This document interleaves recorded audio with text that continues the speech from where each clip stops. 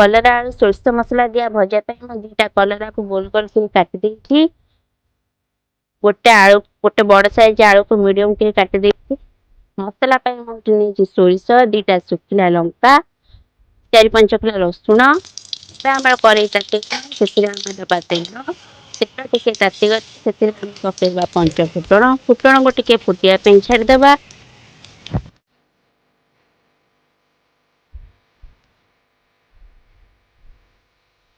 फुटण भी हमर फुटी आसिलानी सेतिर हम काटिकी रखिथिबा कलरा आलू को पकेई देबा।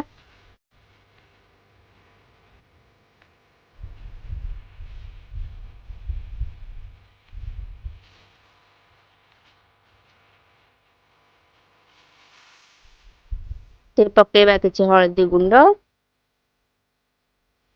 तापर दबा स्वाद अनुसार लूण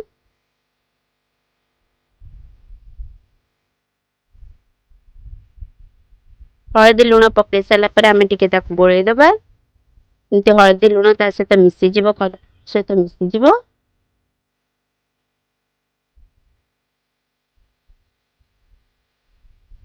तापर आम बाटी रखिथिबा सोरिष मसला को पकई दबा। सोरिष मसला को मैं चिकण के बाटी देछि। चिकण के न बाटी गोटा गोटा सोरिष रहिथिबा से भजाटा टिके हमर पिता लागिबो।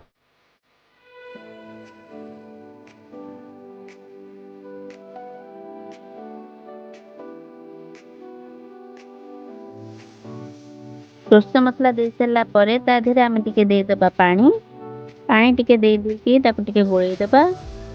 तापर ताकू घोड़ेई दबा घोड़ेई कि अल्प समय सिझिबा ପାଇଁ छाड़ी दबा। मझे मझे टे घोड़णी काटी कि देखुथिबा कलरा देखि नै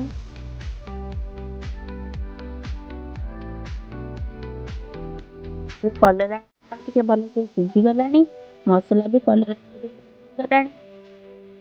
कलरा को हम टिके पोड़पोड़ करी भाजीबा जदि पोड़पोड़ करी न भाजीबा ताले कलरा पिता लागिबो खाइबा को भी टेस्टी लागिबो।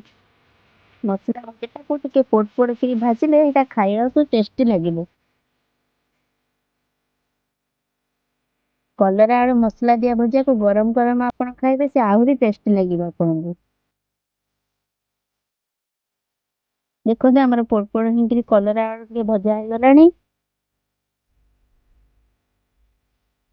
एबे हम ताऊ काढी दबा।